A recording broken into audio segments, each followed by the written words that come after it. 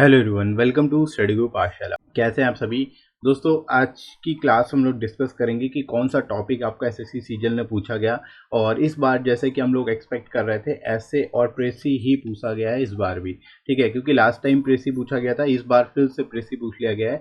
तो आपको बेसिकली इस बात से ये तो समझ में आ गया होगा, स्पेशली जो सीएचएसएल का एग्जाम देने जाएंगे उनको भी प्रेसी राइटिंग अच्छे से तैयार करके जानी, क्योंकि सीएचएसएल की नोटिफिकेशन में भी प्रेसी राइटिंग ऐड कर दिया गया है। राइट, तो ऐसे और प्रेसी दोनों को ही आपको प्रिपेयर कर लेना है। और आप में से किसको किसी ने अगर किसी तरह की गलतियां की हो तो वो भी मैं आपको बताऊंगा यहाँ पर, कि जैसे कुछ मेरे पास कमेंट्स आ रहे हैं जिन्होंने कुछ तरह की गलतियां की हैं। ठीक है, आपसे क्या गलती हुई वो भी आप मुझे कमेंट करके बता सकते हो। राइट, तो मैं उसका सोल्यूशन आपको बता दूंगा कि उसमें क्या होने वाला है। राइट, तो सबसे पहले बात कर लेते हैं ऐसे की। ऐसे जो पूछा गया था वो बहुत ही जनरल सा टॉपिक था, साधारण सा टॉपिक था।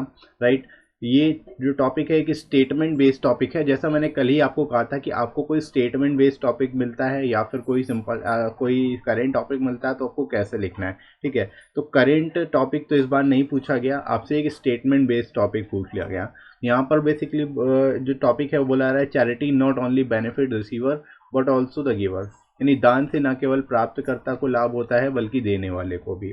ठीक है, स्टेटमेंट बेस्ड आपको जो है अब ऐसे मिल रहे हैं यहाँ पर। तो उसी तरह से आपको प्रैक्टिस भी करनी पड़ेगी, क्योंकि जब आप प्रैक्टिस करके नहीं जाओगे तो इस तरह के टॉपिक्स को लिखना काफ़ी ज़्यादा टफ हो जाएगा आप लोग के लिए। जब आप प्रैक्टिस करके जाते हो, अलग अलग तरह की चीज़ें प्रैक्टिस करके जाते हो, तो इसमें आप अलग अलग तरह के पॉइंट्स लिख पाओगे, अलग अलग पॉइंट ऑफ व्यू अपना दे पाओगे। राइट, तो इस वजह से प्रैक्टिस करके जाओगे। केवल ऑल ऑफ सडन अगर आपको ये टॉपिक आपको दे दिया जाए तो आप उतना अच्छे से नहीं लिख पाओगे, लेकिन वही चीज़ जो आपने पहले से प्रैक्टिस कर रखी होगी अलग अलग टॉपिक्स ही, तब इस टॉपिक को लिखना उतना ज़्यादा टफ नहीं होगा, क्योंकि इसको फिर आप आसानी से लिख पाओगे। जो आपके पास डेटा ऑलरेडी अवेलेबल है, जो आपने पहले प्रैक्टिस किया है, उसी चीज़ को यहाँ पे भी इंक्लूड कर सकते हो। राइट, तो इसमें बहुत ज़्यादा डिफिकल्टी नहीं होनी चाहिए आप लोगों को इस टॉपिक को लिखने में। राइट, प्रीसी राइटिंग दूसरा जो सेक्शन पूछ लिया गया वो प्रीसी राइटिंग का पूछ लिया गया। प्रीसी जो था वो एक सोसाइटी से रिलेटेड टॉपिक पूछा गया था, तो बहुत ज़्यादा टफ नहीं था, आसानी से आप उसको कर सकते थे, उसमें कोई दिक्कत नहीं होने वाली। ठीक है, तो प्रीसी राइटिंग आप लोगों ने कर ही लिया होगा। प्रीसी राइटिंग के ऊपर मैंने ऑलरेडी प्लेलिस्ट प्रोवाइड कर रखी थी और आपसे कल ही कहा था कि प्लेलिस्ट को जरूर देख के जाएगा। शुरुआत के 2-3 वीडियोस जरूर देख के जाना जिसमें बेसिक बताया गया है। राइट, तो उस हिसाब से जो है आपका प्रीसी राइटिंग यहाँ पर आ गया है, और आगे के लिए भी आपको प्रिपेयर करना है। प्रीसी राइटिंग प्रिपेयर करके जाएगा, लेटर भी प्रिपेयर करके जाना है, स्पेशली जो लोग सीएचएसएल की तैयारी कर रहे हैं। राइट, और एमटीएस में भी आगे आपको ऐसे इसी तरह के मिल सकते हैं। ठीक है, तो आपको पहले से ही इसी तरह के स्टेटमेंट बेस्ड टॉपिक को भी प्रिपेयर कर लेना है शुरुआत से ही। राइट, तो इनको आप अच्छे से प्रिपेयर कर सकते हो। और आप लोगों से गलतियाँ क्या हो रही है, कुछ जो एस्पिरेंट है वो ये पूछ रहे हैं कि जो जो ब्लॉक्स हैं, ब्लॉक्स के ऊपर से कुछ टॉपिक लिख दिया, मतलब ब्लॉक के अंदर की जगह उन्होंने बाहर कुछ लिख दिया है। ठीक है, तो बाहर अगर लिख दिया तो उससे यूएफएम आने के चांसेस नहीं है, उसमें कोई दिक्कत नहीं होगी। ठीक है, उसके लिए आप टेंशन फ्री रहिए। बस ऐसा हर कॉपी के ऊपर इस तरह से नहीं करना है। आपको ब्लॉक दिया गया है तो ब्लॉक के अंदर आपको लिखना है, ब्लॉक के बाहर या फिर ब्लॉक के ऊपर आपको नहीं लिखना है। ठीक है, एक दो जगह अगर आपने लिखा है तो उससे कोई दिक्कत नहीं होगी, जैसे स्पेसिफिकली जो टाइटल देने में आप लोगों ने लिखा है तो उससे कोई दिक्कत वाली बात नहीं है। राइट, तो बाकी ज़्यादातर कोशिश कर आप लोगों को इसी तरह से आगे के लिए ध्यान रखिए कि आपको ब्लॉक के अंदर ही लिखना होगा, बाहर मत लिखिएगा किसी भी तरह से।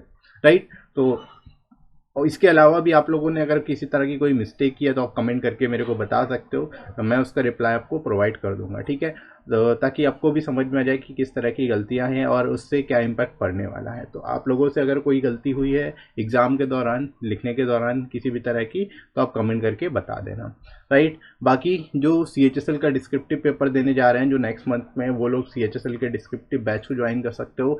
इसमें आपको सारी चीज़ें कवर करा दी जाती है, ऐसे लेटर प्रेस और प्रेसी राइटिंग भी इसमें इंक्लूडेड है। साथ ही साथ पूरा सिलेबस हम लोग कवर कर ही रहे हैं। आपकी डेली लाइव क्लासेस भी होती हैं, साथ ही साथ रिकॉर्डेड वीडियोस भी आपको मिल जाते हैं, आपको क्लासेस की पीडीएफ भी मिल जाती है। तो सारा सब कुछ आपको एक ही जगह पे एक सिस्टमेटिक तरीके से चीज़ें मिल जाती हैं, जिसको आप अच्छे से प्रिपेयर कर लेते हो। और जैसा कि आप लोग देख ही रहे हो, टॉपिक अनएक्सपेक्टेड हर बार पूछा जा रहा है, कुछ भी ऐसा नहीं आ रहा है जो पहले से एक्सपेक्टेड हो।